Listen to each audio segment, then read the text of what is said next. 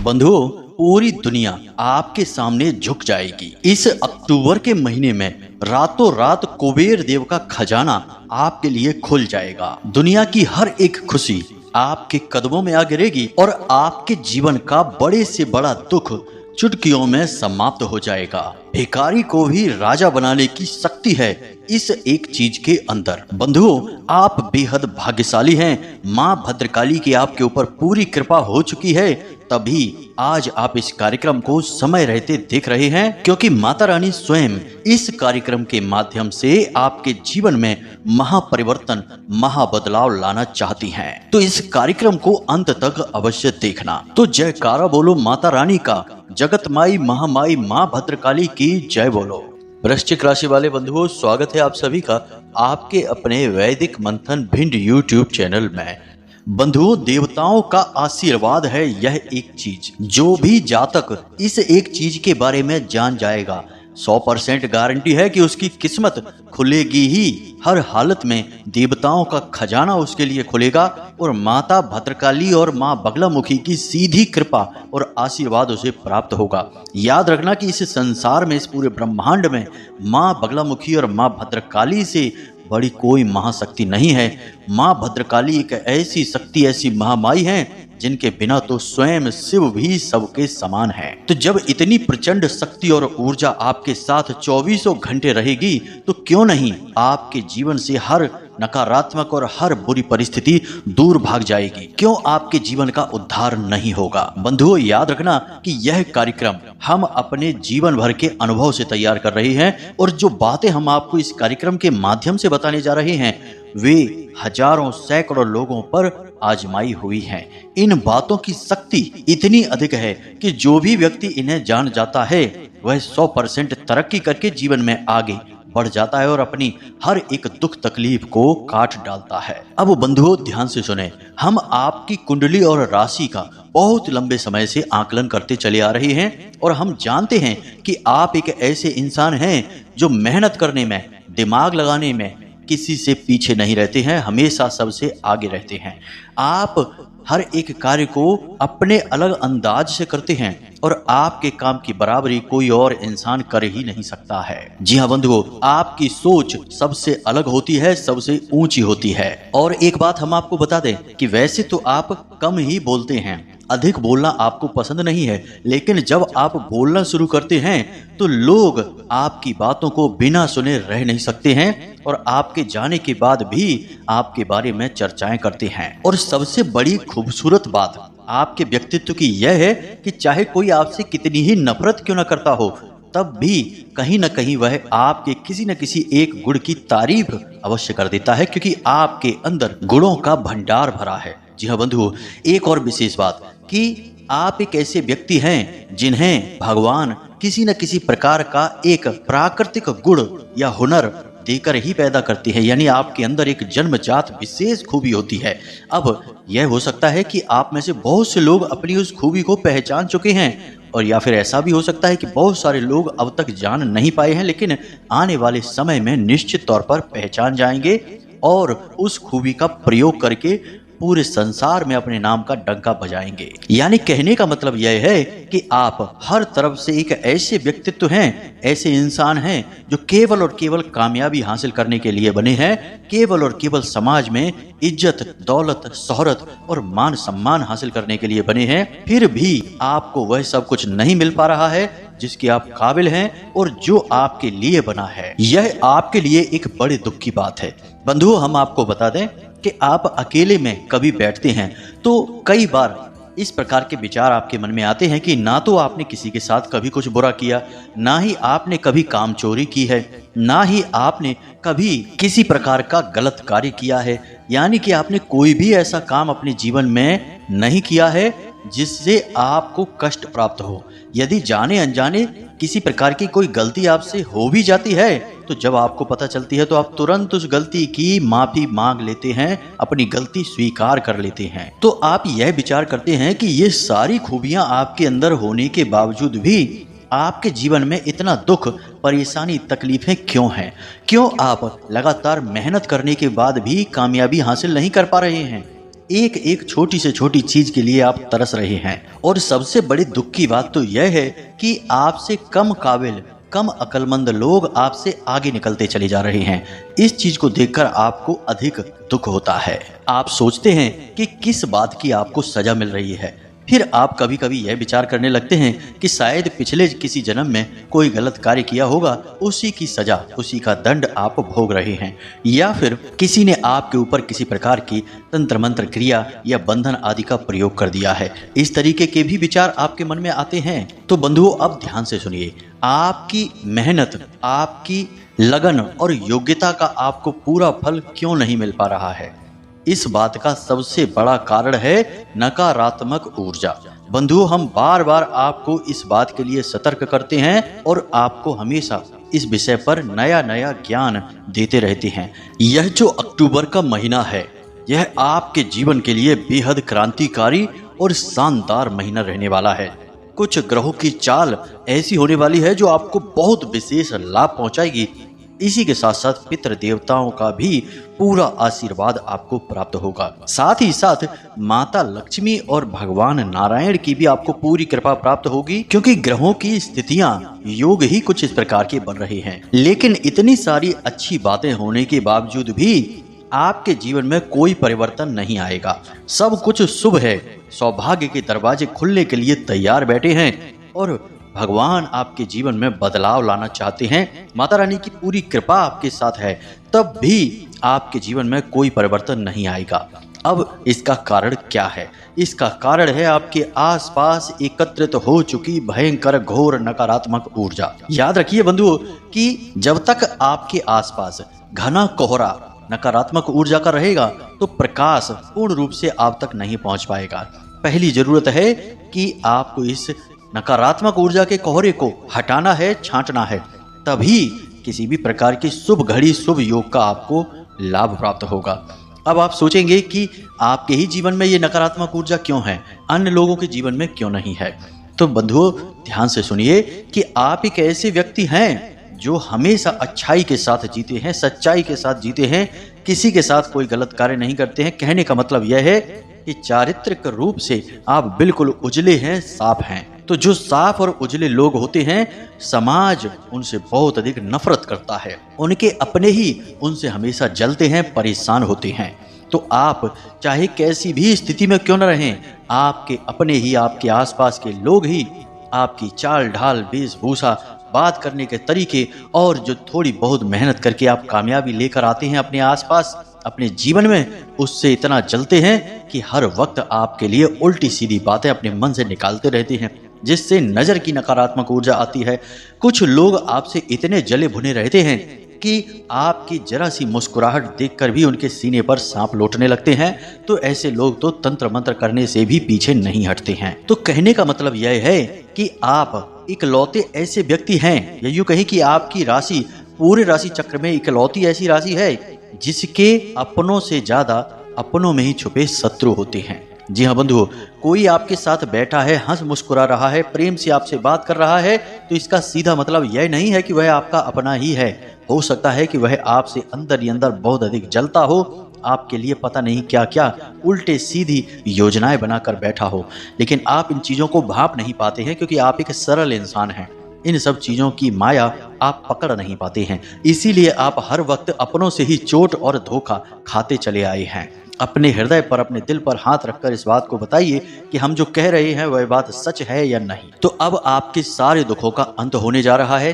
आपको पूरे ध्यान के साथ इस कार्यक्रम को अंत तक देखना है। हमने बड़ी ही मेहनत से, बहुत ही लगन के साथ आपको यह कार्यक्रम दिया है, और इस कार्यक्रम में जो बातें बताई जा रही हैं वे कोई साधारण बातें नहीं हैं। ऐसे जीवन उपयोगी ज्ञान को हासिल करने के लिए लोग ज्योतिष आचार्यों को दुनिया भर का पेमेंट करते हैं, पैसे रुपए देते हैं, या फिर धर्म गुरुओं के आश्रमों में चक्कर लगाते रहते हैं, तब भी इतना सटीक ज्ञान हासिल नहीं होता है, क्योंकि आजकल ज्योतिष और धर्म में भी मिलावट आ चुकी है, वहां पर भी व्यापार और बिजनेस चल रहा है। लेकिन हम माता भद्रकाली के साधक हैं और हम माता रानी की सेवा में यह सब कुछ आपको यूं ही बस दिए देते हैं, क्योंकि हम माता रानी को प्रसन्न करना चाहते हैं, उनकी खुशी चाहते हैं। तो बस आपसे यही चाहते हैं हम कि आप इस कार्यक्रम को अंत तक अवश्य देखें। तो चलिए बंधुओं, उम्मीद करते हैं कि आप हमारी भावनाओं को समझ रहे होंगे और कार्यक्रम में अंत तक अवश्य ठहरेंगे। तो आज के इस विशेष कार्यक्रम की शुरुआत करते हैं, लेकिन इससे पहले हम चाहेंगे कि आप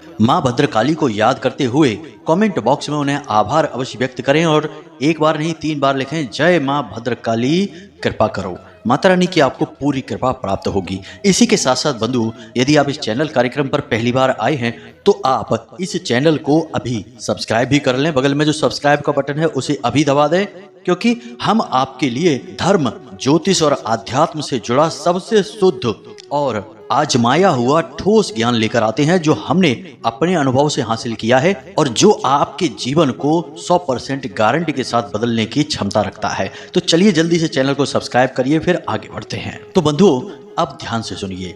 आज के इस कार्यक्रम को प्रारंभ करने से पहले आपको इस एक चीज के बारे में बताने से पहले एक छोटी सी कहानी है जो आपको बहुत कुछ सिखाएगी और आपके जीवन की निष्क्रियता को, कहीं ना कहीं जो आप अटक गए हैं, रुक गए हैं, उस अकर्मण्यता को दूर करेगी। जी हाँ बंधुओं, तो ध्यान से सुनिए।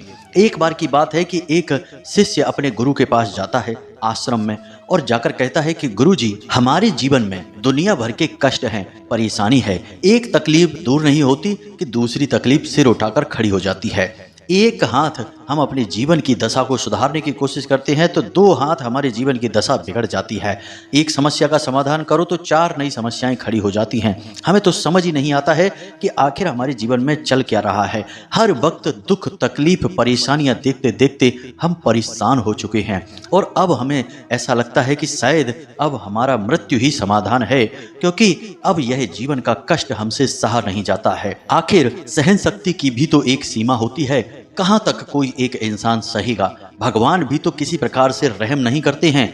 कितनी पूजा पाठ और साधनाएं कर ली, लेकिन भगवान प्रसन्न ही नहीं होते हैं, हमारी तकलीफें दूर ही नहीं करते हैं। अगर एक बार जीवन से दुख तकलीफें समाप्त हो जाएं, तब तो अपने जीवन में कुछ नया करने के बारे में सोचें। यदि इन कष्ट और परेशानियों से मुक्ति मिले, तब तो जीवन में आगे बढ़ने के बारे में सोचें। उसके गुरुजी ने, यानी कि उन संत महात्मा ने उसकी बात को बड़े ही ध्यान के साथ सुना और वे समझ गए कि इसकी परेशानी का समाधान क्या है। तो उन्होंने बड़े प्रेम से मुस्कुराते हुए उस इंसान को, अपने शिष्य को जवाब दिया कि पुत्र, तुम एक काम करो, कल सुबह मेरे पास आना, मैं तुम्हें तुम्हारी समस्या का समाधान दे दूंगा। उसके बाद फिर तुम्हारे जीवन में कभी कोई दुख तकलीफ नहीं रहेगा। वह शिष्य उनका, गुरुजी का, इस बात को सुनकर बहुत प्रसन्न हुआ। उसने कहा, ये तो बहुत बड़ी बात हो गई गुरुजी। मन ही मन उसने सोचा कि शायद गुरुजी के पास कोई बहुत बड़ी चमत्कारी शक्ति है जो गुरुजी हमें देना चाहते हैं, तभी तो सुबह के समय बुला रहे हैं। वह नहा धोकर स्नान आदि करके बड़े ही खुश मिजाज होकर हंसते मुस्कुराते गुरुजी के आश्रम में अगले दिन पहुंच गया। गुरुजी ने उससे कहा कि पुत्र, तुम्हें मेरे साथ चलना होगा। नदी के उस पार हम तुम्हें एक ऐसी चीज देंगे जिसे प्राप्त करके तुम्हारा जीवन बदल जाएगा। शिष्य ने कहा, ठीक है। वह गुरुजी के साथ चल दिया। अब दोनों नदी के किनारे पहुंच जाते हैं। नदी के किनारे पहुंचकर गुरुजी रुक जाते हैं, शिष्य भी रुक जाता है। अब गुरुजी वहां खड़े रहते हैं, काफी देर खड़े रहते हैं। 1 घंटा, 2 घंटा, 4 घंटा, 6 घंटा, पूरा दिन निकल जाता है। गुरुजी से शिष्य बार बार कहता है कि गुरुजी, चलिए नदी से उस पार चलते हैं। गुरुजी कहते हैं, अभी रुक जाओ। ऐसे कहते कहते शाम हो गई, अंधेरा होने लगा। अब शिष्य का सब्र टूटने लगा। शिष्य कहने लगा कि गुरुजी, अब तो अंधेरा होने लगा, अब तो कम से कम चलिए, सुबह से शाम हो गई, रात हो गई, अब नहीं जाएंगे तो कब जाएंगे? गुरुजी कहते हैं, पुत्र, तुम्हें समझ में नहीं आ रहा है, यह कितनी बड़ी नदी है, कितनी विशाल इसकी धारा है, इसमें तो हम बह जाएंगे। हम तो इंतजार कर रहे हैं कि यह नदी पूरी बह जाए, तब हम यहाँ से उस पार जाएंगे। शिष्य गुरुजी की इस बात को सुनकर हंसने लगा। वह बोला, गुरुजी, ये आप कैसी बातें कर रहे हैं? नदी पूरी बह जाए? कभी नदी पूरी बहती है क्या? नदी तो हमेशा इसी तरह बहती रहेगी और इसके पूरे बहने के इंतजार में तो हमारी ना जाने कितनी पीढ़ियां, कितने जन्म गुजर जाएंगे, तब कहीं जाकर यह नदी सूखेगी और पता नहीं कब सूखेगी। तो हम कैसे इस नदी के पूरे बहने के इंतजार में यहाँ बैठे रहेंगे? यह तो बड़ी अजीब बात है। तो गुरुजी उस शिष्य से मुस्कुराए उसकी तरफ देखे और बोले कि यही तो हम तुम्हें समझाना चाहते हैं कि जीवन तो लगातार चलता ही रहता है।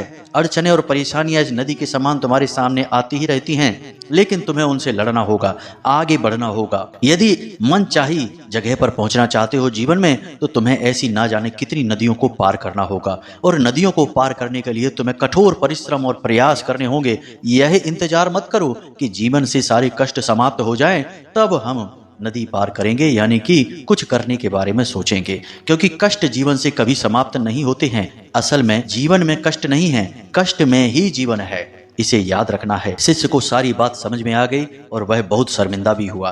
बाद में उसने मेहनत और लगन से तरह तरह के अलग अलग प्रयास करते हुए सफलता हासिल की और कामयाब इंसान बन गया। यह कहानी सुनाने का आपको हमारा मकसद यह है कि हम जो बातें आपको बताते हैं वे कोई साधारण बातें नहीं हैं। यदि आप उन बातों को अपने जीवन में अमल में लाएंगे, तब ही जीवन में बदलाव होंगे, परिवर्तन आएंगे, अन्यथा कुछ भी नहीं होगा। बस हाथ पर हाथ धरे बैठे रहिए और मुसीबतों का रोना रोते रहिए। प्रयास तो आप खूब कर रहे हैं, जीवन को सरल बनाने के लिए खूब लड़ रहे हैं, तरक्की प्राप्त करने के लिए मेहनत कर रहे हैं, लेकिन उतने प्रयासों से काम नहीं चल पा रहा है। उससे तो केवल जीवन चल रहा है, लेकिन जीवन में सुख हासिल नहीं हो पा रहे हैं, यानी कि कहीं और किसी प्रकार की कमी है। तो उस कमी को हम बताते हैं आपको कि नकारात्मक ऊर्जा है जो आपको परेशान कर रही है।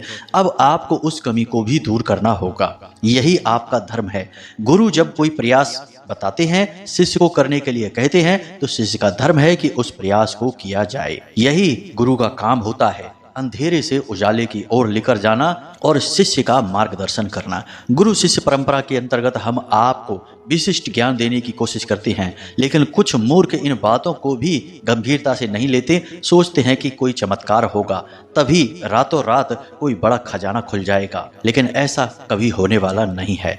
अब एक बात और हम आपको बता दें कि हमारा हिंदू धर्म, सनातनी परंपरा बहुत उन्नत है। असल में हमारे जो ऋषि मुनि हुआ करते थे, वे वैज्ञानिक से कम नहीं थे। उन्होंने ऊर्जाओं को बहुत अच्छी तरीके से समझा था, इसीलिए उन्होंने ऊर्जाओं को अलग अलग नाम दे दिए।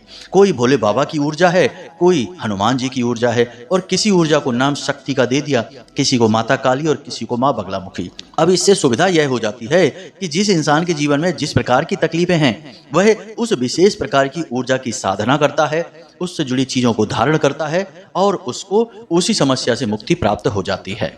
यह बहुत जरूरी है जानना। जो इन बारीकियों को समझते हैं वे ही जीवन में मन चाही सफलता हासिल करते हैं, और जो मूर्खता दिखाते हैं और अंधी दौड़ में लगे रहते हैं, कहते हैं हम इन सब बातों को नहीं मानते, हम तो केवल भगवान को मानते हैं और उन्हीं को पूजते हैं। तो आप ऐसे पूजते रहिए, कुछ नहीं होता है। मंदिरों में हजारों लोग आते हैं, लाखों लोग आते हैं, सबकी मनोकामनाएं पूरी नहीं होती हैं, पूरी केवल उनकी होती हैं जिनके तरीके बिल्कुल सही हैं। इसीलिए आपने ऐसे बहुत सारे लोग संसार में देखे हैं जो कि अपनी तकलीफ बताते हैं, कहते हैं हम तो जीवन भर हो गया भोले बाबा को जल समर्पित कर रहे हैं, हनुमान जी में आस्था रखते हैं, हनुमान जी की पूजा करते हैं, लेकिन हमें तो कोई फल प्राप्त नहीं हुआ, दुख ही दुख मिल रहे हैं। अब जीवन में बांध लगा है, ऊर्जाएं, सकारात्मक ऊर्जाएं आपके जीवन को प्रभावित नहीं कर पा रही हैं और नकारात्मक ऊर्जा से जीवन चल रहा है, तो दुख तो रहेंगे ही। भगवान इसमें क्या कर लेंगे, आपने तो काम किया ही नहीं कुछ। अब यहाँ तक सारी बातें आपको समझ में आ गई हैं। अब बात करते हैं आपके मूल विषय की।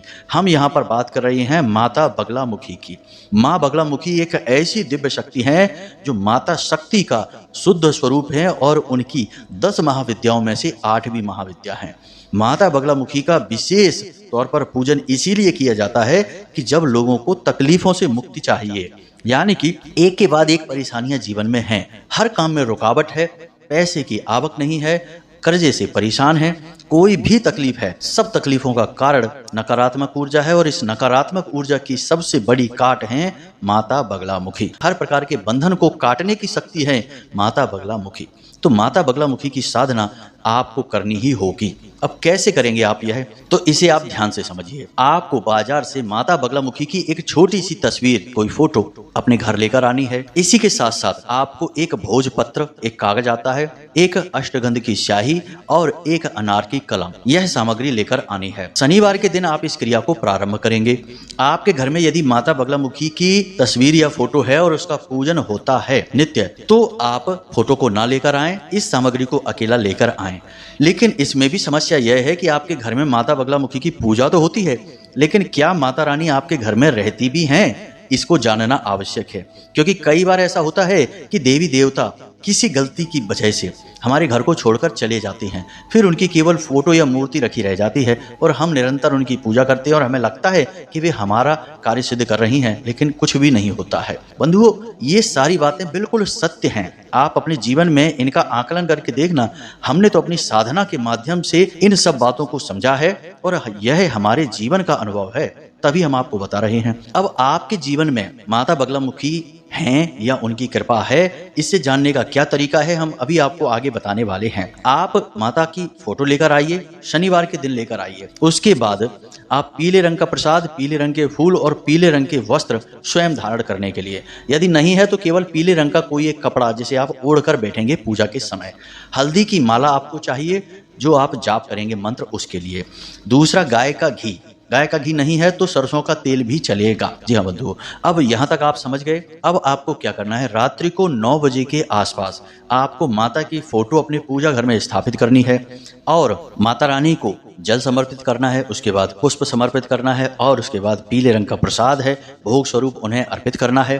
फिर उसके बाद आप धूप दीप वगैरह जो भी चाहे सारी क्रियाएं कर सकते हैं, क्रमबद्ध तरीके से सब कुछ करिए। और उसके बाद आप जो भोजपत्र लेकर आए हैं उस भोजपत्र पर 3 बार या फिर 6 बार, 3 बार आगे की तरफ और 3 बार पीछे की तरफ अष्टगंध की स्याही से, अनार की कलम से माता बगलामुखी का यह स्तंभन मंत्र है, इसे लिख लीजिए। अब यह मंत्र कौन सा है, मोबाइल की स्क्रीन पर भी आपको दिखाई देगा और हम आपको बोलकर भी बता देते हैं। मंत्र कुछ इस प्रकार है, ओम ह्लीम बगलामुखी सर्वदुष्टानाम वाचम मुखम पदम स्तंभय जीभाम कीलय बुद्धिम विनाशाय ह्लीम ओम स्वाहा। मंत्र एक बार फिर से सुनिए ध्यान से। ओम ह्लीम बगलामुखी सर्वदुष्टानाम वाचम मुखम पदम स्तंभय जीभाम कीलय बुद्धिम विनाशाय ह्लीम ओम स्वाहा। इस मंत्र को आपको उस भोजपत्र पर लिखना है, 3 बार आगे और 3 बार पीछे, छोटे छोटे अक्षरों में लिखना है। उसके बाद आपको यह भोजपत्र का टुकड़ा माता रानी को समर्पित कर देना है, यानी उनके चरणों में रख देना है। अब आपको इसी मंत्र का एक माला जाप करना है और जाप आप हल्दी की माला से ही करेंगे और गोमुखी में छुपा कर, यानी एक जो थैली टाइप की होती है उसके अंदर छुपा कर करेंगे, दिखाएंगे नहीं। इस जाप को करते समय आपके सिर पर कपड़ा होना बहुत अधिक आवश्यक है। पवित्रता का विशेष ख्याल रखें और यह क्रिया रात्रि के समय ही होती है, दिन में नहीं होती है। अब यह क्रिया आप 3 दिन तक लगातार करेंगे और 3 दिन तक लगातार यह भोजपत्र माता रानी के चरणों में रहेगा। इसके बाद आप 3 दिन के बाद रात्रि में जब आप सोने जाएं, उस समय इस भोजपत्र के टुकड़े को उठा लें। यह क्रिया आपकी लगातार 11 दिनों तक चलेगी। तो 3 दिन के बाद आप इस भोजपत्र को उठाएं और रात्रि को सोते समय इसे अपनी तकिए के नीचे रख कर सोएं और माता रानी से ऐसी प्रार्थना करें कि हे माता रानी, हम आपकी साधना कर रहे हैं और हम चाहते हैं कि आप हमारे जीवन में जितनी भी नकारात्मकता हैं उसे काट दें और अपने किसी न किसी आंशिक रूप में किसी भी प्रकार से हमें दर्शन दें या अपने आसपास होने का हमें एहसास कराएं स्वप्ने के माध्यम से। इस तरीके की आप प्रार्थना करेंगे और इस भोजपत्र के टुकड़े को अपने सिरहाने रखकर सोएंगे। हो सकता है पहली रात्रि में कुछ भी ना हो, दूसरी रात्रि में कुछ ना हो, लेकिन आप प्रतिदिन यही करेंगे। सुबह जब आप सोकर जागेंगे तो स्नान आदि करने के बाद इस भोजपत्र के टुकड़े को पुनः माता रानी के चरणों में रख देंगे। रात्रि में आप माता रानी की पूजा पाठ करेंगे और उसके बाद इस भोजपत्र के टुकड़े को फिर से अपनी तकिए के नीचे रखेंगे। याद रखें कि पूजा करने के तुरंत बाद आपको सीधे जाकर सोना है, मोबाइल नहीं चलाना है, किसी से बात नहीं करनी है, कोई भी बिना मतलब के विचार अपने दिमाग में लेकर नहीं आने हैं। केवल माता रानी की तस्वीर को, उनके स्वरूप का ही ख्याल करते रहना है, उनके बारे में सोचते रहना है और रात्रि को सोते समय यही प्रार्थना फिर से करनी है और सो जाना है। 3 या 4 दिन के अंदर माता रानी आपको किसी न किसी रूप में जरूर एहसास कराएंगी। या तो स्वयं उनके दिव्य स्वरूप का दर्शन होगा या फिर आंशिक दर्शन हो सकता है किसी भी प्रकार से। मंदिर का आपको किसी प्रकार का दर्शन हो सकता है, मंदिर का शिखर आपको दिखेगा, प्रांगण आपको दिखेगा, कुछ न कुछ ऐसा लगेगा जिससे आपको पता चल जाएगा कि माता रानी की शक्ति अब आपके आसपास आ चुकी है। 11 दिन तक प्रतिदिन यह क्रिया आप करेंगे, बीच में बिल्कुल भी इस क्रिया को खंडित नहीं होने देना है। और दूसरी बात कि यह मंत्र सिद्ध मंत्र है, हमने बहुत मेहनत की है इस मंत्र के ऊपर, तो आप इस मंत्र का सम्मान करें। इसे यूं ही किसी को ना दें, किसी को इसके बारे में ना बताएं, इसकी गुप्त स्थिति को बनाकर रखें, प्रचार ना करें इस क्रिया के बारे में। और यदि आपसे यह साधना नहीं होती है तो कोई बात नहीं है, परंतु इस साधना को भूलकर भी खंडित ना होने दें। खंडित हो जाएगी साधना तो आपके साथ साथ हमें भी माता रानी का क्रोध सहना पड़ सकता है, माता रानी हमसे नाराज हो सकती हैं, और हम नहीं चाहते कि हमारी साधना खंडित हो, किसी भी प्रकार से हमें परेशानी आए। हम तो केवल आपकी दुख तकलीफ और परेशानियों को देखते हुए यह विशेष साधना आपको दे रही हैं। तो जरा इन सब बातों का यानी कि विषय की गंभीरता को अवश्य समझ लेना। अगर आप संभाल सकें तो ही इसे करना। अब जब 11 दिन में आपको पूर्ण रूप से माता रानी का आभास हो जाएगा, उनका आपके आसपास होना आपको खुद महसूस होगा, तब 11 दिन के बाद आप इस भोजपत्र के कागज को प्रतिदिन अपनी जेब में रखकर घर से बाहर निकलें। इसे यूं ही जेब में न रखें, कोई पीले रंग का एक और कागज लें और उस कागज में इसे फोल्ड करके रखें और उसके बाद इसे अपनी जेब में रखें, और जब वापस आए तो फिर से माता रानी के चरणों में रख दें। और फिर रात्रि को आपको इसे तकिए के नीचे रखकर सोने की आवश्यकता नहीं है, क्योंकि यह तो केवल माता रानी की प्रामाणिकता चाहिए कि आप अब आ चुकी हैं, इस बात का प्रमाण है बस। अब प्रतिदिन आप इस कागज को अपनी जेब में रखकर निकलेंगे, माता रानी के मंत्र का ख्याल करते रहेंगे। आप चाहें तो साधना और आगे बढ़ा सकते हैं। माता बगलामुखी की साधना 11 दिन की होती है, 36 दिन की होती है, 63 दिन की होती है, 93 दिन की होती है, जितने दिन चाहे आप कर सकते हैं। 96 दिन की होती है, जैसे चाहे आप कर सकते हैं, आपके ऊपर है। जितनी श्रद्धा आपकी बढ़ती जाए आप साधना करते जाएं। एक ही माला की तो बात है, जरा सी मेहनत है बस, लेकिन जीवन भर के लिए माता रानी का साथ आपके साथ रहेगा और आपका उद्धार होता रहेगा। हजारों लोग ऐसे हैं जो माता रानी की साधना हमारे कहने से किए और उनके जीवन में ऐसे विचित्र और अनोखे अनुभव उन्हें हुए कि वे माता रानी को लाख लाख धन्यवाद देते हैं और हमारा भी आभार मानते हैं, क्योंकि कहीं ना कहीं थोड़ा बहुत गुरु शिष्य परंपरा का आभार तो रहता ही रहता है। ठीक है बंधु, अब जो ज्ञान की बात हमने देनी थी आपको दे दी है, साधना देनी थी हमने आपको दे दी है। अब इस साधना से जुड़े कोई प्रश्न आपके मन में हो, कोई भी किसी भी प्रकार का विचार हो, आप हमसे कमेंट करके पूछें या फिर व्हाट्सएप नंबर जो डिस्क्रिप्शन में दिया है उस नंबर पर मैसेज करके पूछ सकते हैं। अत्यंत आवश्यक प्रश्न ही पूछा करें बंधु, जो सचमुच में आपके मन में है और आपको परेशान कर रहे हैं। केवल उन्हीं बातों के लिए संपर्क करें, क्योंकि हम अपना जीवन का अधिकतर भाग माता रानी को समर्पित कर चुके हैं, तो हमारा समय उन्हीं की सेवा में बीतता है। जब भी समय मिलता है तभी हम आपके प्रश्न देख पाएंगे, अन्यथा बीच में हम नहीं देख सकते हैं। इसके लिए क्षमा चाहेंगे, क्योंकि हमारे लिए माता रानी ही सबसे बढ़कर हैं और कुछ भी नहीं। बंधु, उम्मीद करते हैं कि आप हमारी भावनाएं समझ रहे होंगे और हम किस प्रकार से माता रानी की सेवा कर रहे हैं आपकी सहायता करके, यह भी आप समझ रहे होंगे। तो चलिए बंधु, आज के इस विशेष कार्यक्रम को यहीं पर समाप्त करते हैं और उम्मीद करते हैं कि आपको सारी बातें समझ में आ गई होंगी। अब आप स्वयं अपने जीवन को अपने हाथों से बदल डालेंगे। तो बस हमारा आपसे यही कहना है, हमेशा सकारात्मक रहिए, माता रानी में अपनी आस्था बनाए रखिए, हंसते रहिए, मुस्कुराते रहिए, जीवन का आनंद लेते रहिए और दिन में एक बार मंदिर अवश्य जाइए। मिलते हैं अगले विशेष कार्यक्रम में, तब तक के लिए धन्यवाद। प्रेम से बोलिए जय माई की, जय माँ भद्रकाली, जय माँ बगलामुखी। माता रानी आपका कल्याण करेंगी। धन्यवाद।